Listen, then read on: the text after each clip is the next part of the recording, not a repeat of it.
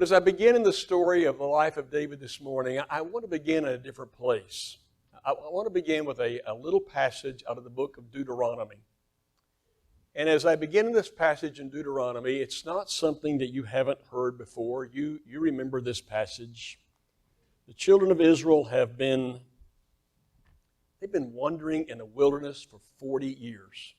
Can you imagine what life would have been like living in a desert for 40 years? Dirty. I mean, in our world, we've been working cattle, weaning calves the last 2 days, and the wind has been blowing, and the dirt, I could hardly see. I was covered everywhere. It was just miserable. Can you imagine wandering in the desert for 40 years? And can you imagine the heat? And I think the thing that's worse than all is they are wandering with absolutely no purpose. There's absolutely no purpose. They're just, as we say, killing time. It's a miserable existence. It has to be. But now they're going to get to cross over into the Promised Land. And there's one little phrase we know about the Promised Land, and I suspect in every language and people everywhere will use this phrase. It's a land that flows with milk and honey. It's a wonderful land. And yet as they're about to go into this land, God through Moses will give them this warning or this reminder or this instruction.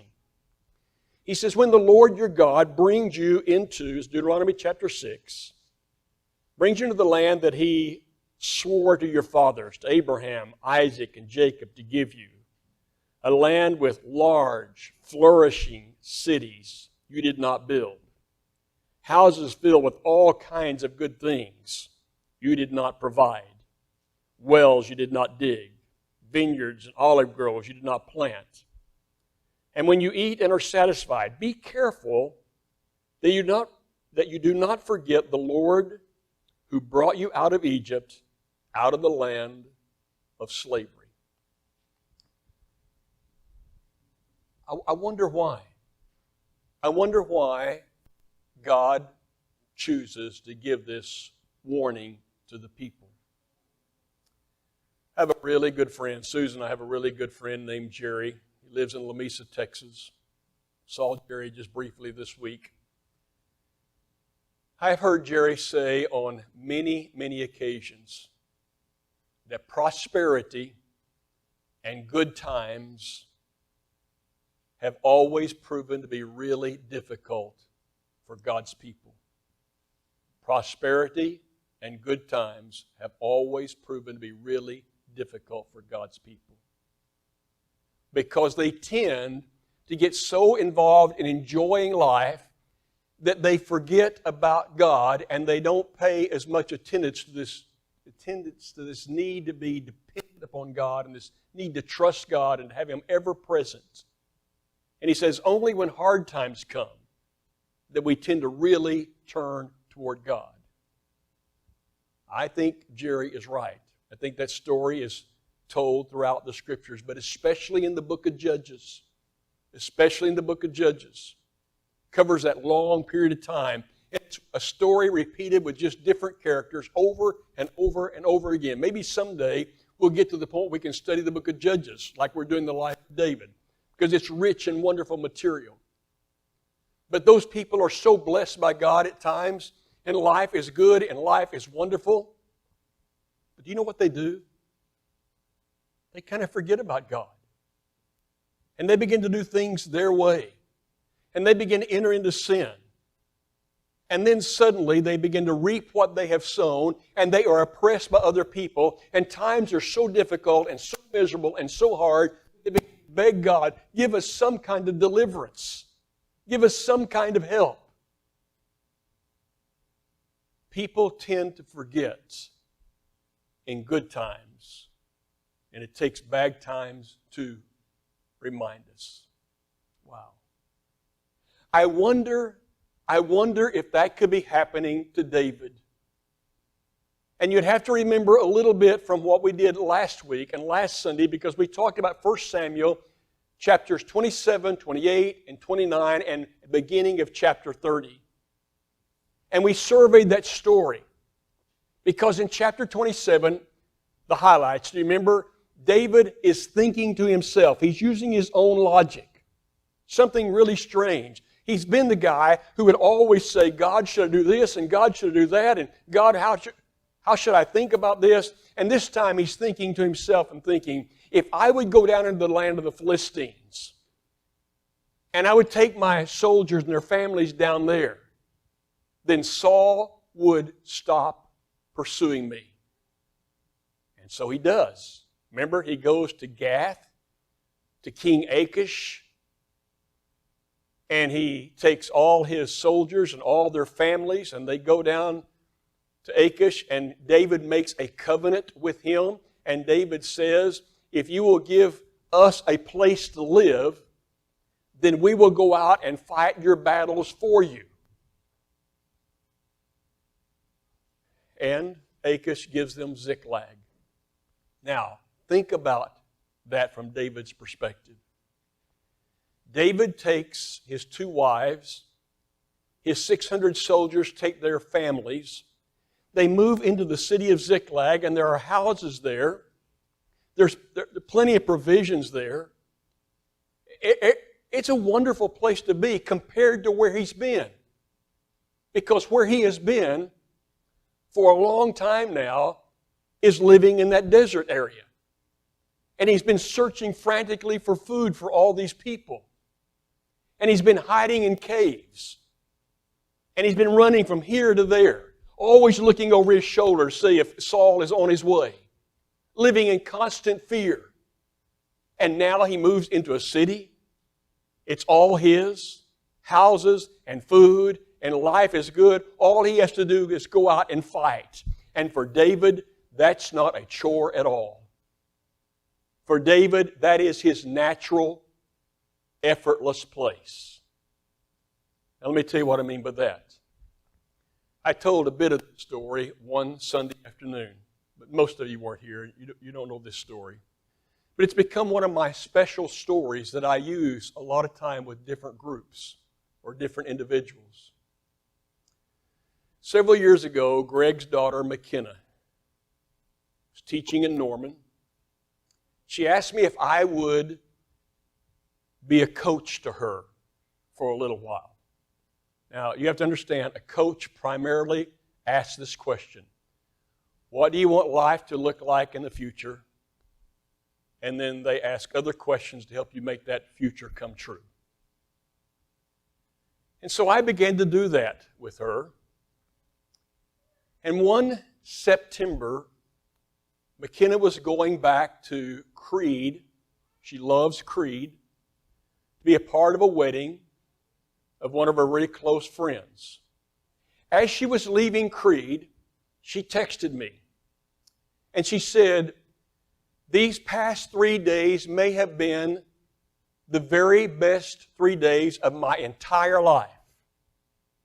So I texted back immediately.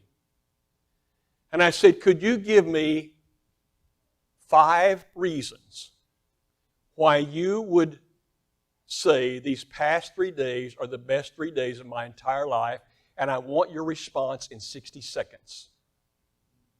And boom, here it comes.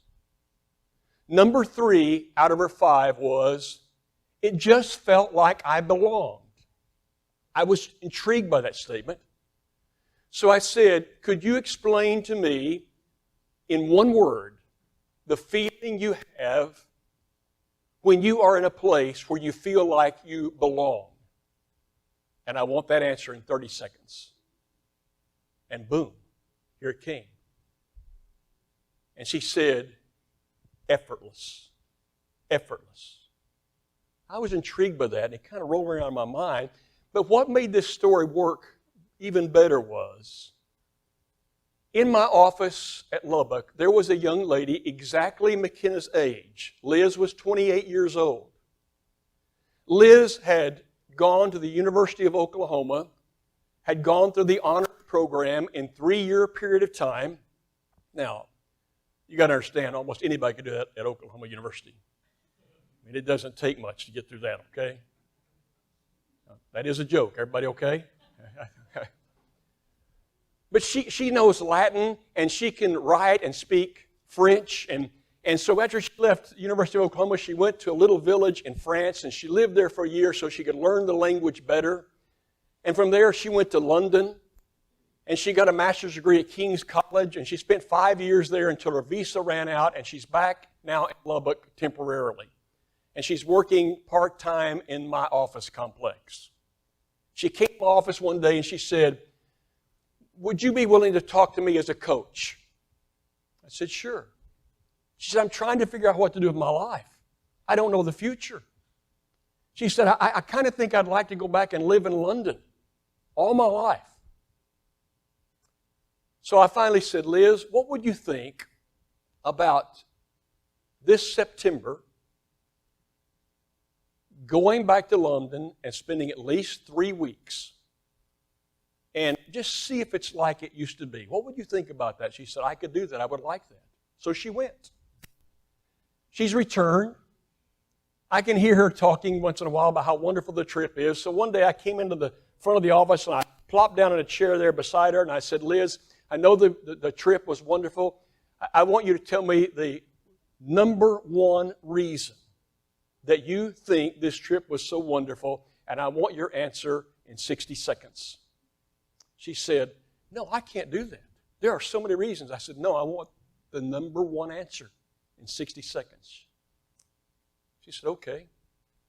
It just felt like I belonged. I said, "Wow, I've heard that before." I said, "Now, I want you to tell me the feeling inside of you, how it feels inside of you when you're in a situation where you feel like you belong, and I want one word, and I want in 30 seconds. And without hesitation, she said, "Effortless." I said, "Liz, you got to be kidding. I've never heard this before in my life. Another 28-year-old young woman, and you have answered the same questions the exact same way." And so I began to think, where is it in life that things are so natural to me that they're effortless? Not workless, they're just effortless. It's just natural. And I began to think if I could spend more of my time in that space, in that spot, life could be better.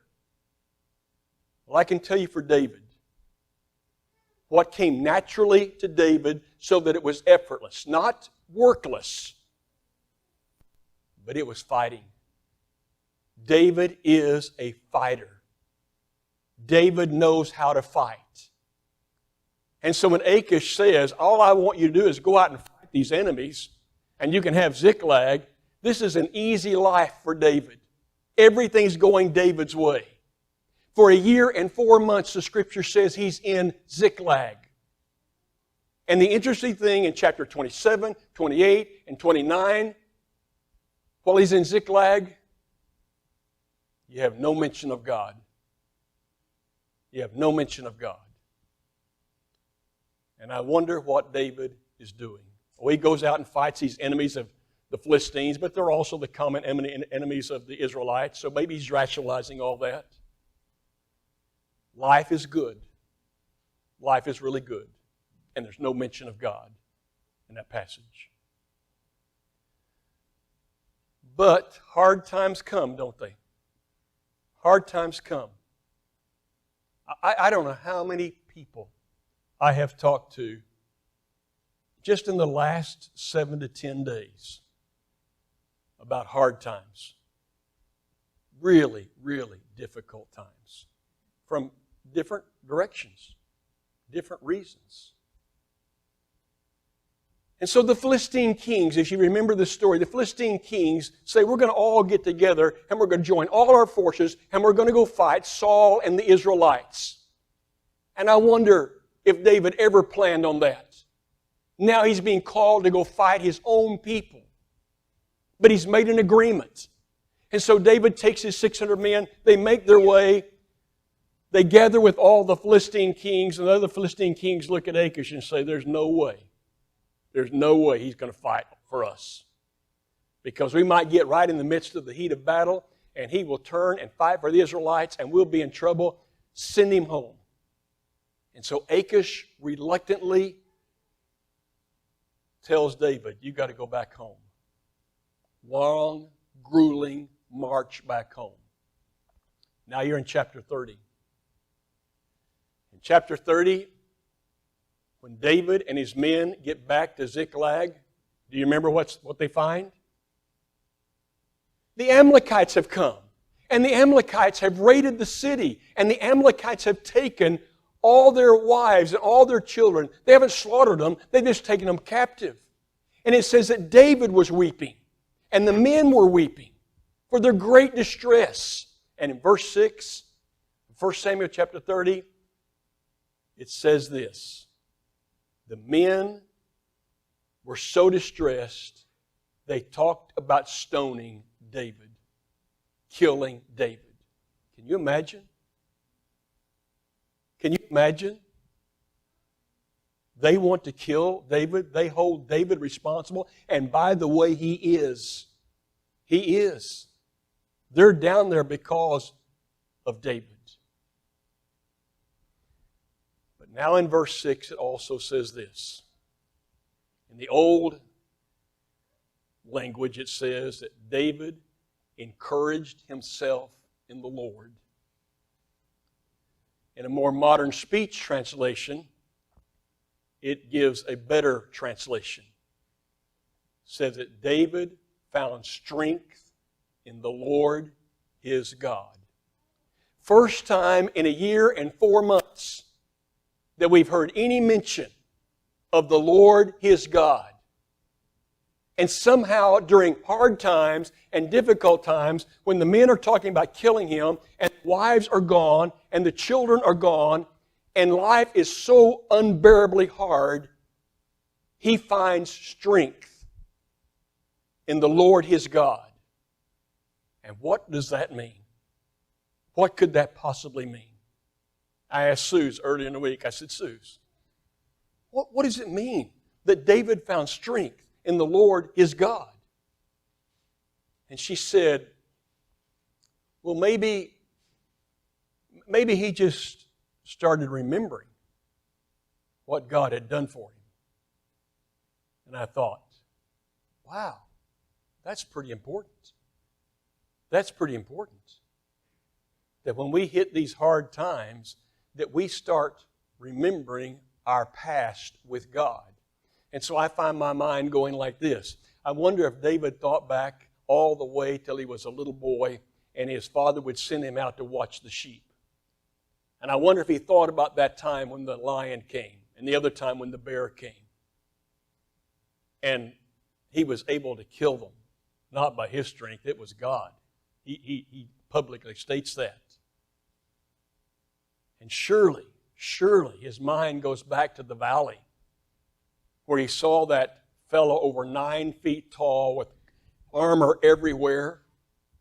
And surely he remembers that one stone that he slung around him and let go. And have you ever thought about the odds of any of us, even if we're really good, throwing a stone at someone that big, covered with armor, and it just happens to go to the spot where it's not got any armor and digs into his forehead? And David knows without doubt that God delivered the giant into his little teenage hands. And I wonder if David started thinking about moving into Saul's world and leading Saul's army. And everywhere he went, God would give him the victory because that's what he did well now. He was a fighter by the strength of God, not by his own might. It came naturally because God was always with him. And then I added all that and wondered if David simply fell down before God and said, God, I've gotten us in a mess. My decision to come down here to the Philistine land may have given us a little bit of time of prosperity and easiness, but I've messed it up. My 2 wives are gone, but look at these poor men, and their families are gone. I've messed it up. Will you help me? And we'll finish that story later, but indeed God did, because David will go after those wives, and he'll go after those children, and He'll bring them back home by the strength that he found in the Lord his God. Now, why do I go through all that this morning? Because what I know is that in times of prosperity and times of easiness, it's so easy to go through days, and the days turn into weeks, and the weeks may turn in even longer than that. And I am enjoying life, and life is so good, and maybe my closeness and my connection, the word connection is so important, my connection with God is waning. And it's only during the difficult times that I come racing back. But maybe during the good times, I need to remember the Lord my God and think even then how good you have been to me. And every single day, look at how good the day is. Have you been noticing our weather? Have you been noticing our weather? Man, how do you get better? I haven't had a fall like this in a long, long time. How do you get 40-degree nights and 75-degree days and not much wind except for the last 2 days we've been working cattle? How do you get that over and over and over again? And who gets the credit for that? Did I dial that up and put it in some kind of phone and make it happen? Oh my God, you have made this like this day for us. Thank you. Could it be that you and I could remember, even when times are wonderfully good, that God gave it to us? God's been good to us. And then when we fall in those hard times, I'm going to have to tell you, that's the bad part of life. The difficult times are always here. Bob's visiting with us today from California, Northern California, and he's been surrounded by fires for a long time and been breathing smoke for a long time. And there are people out there right now that are having really, really difficult times. But I don't have to go to California. I've been talking to people right in our own area right here, and times are tough. And when times are difficult, the best place to go is a Father in heaven who loves us so much. Who loves us so much. So the lesson's a reminder of the goodness of God and the need that I have and the need that you have and the need that all people have if they could just understand it. To cling closely to a God who can do anything and loves us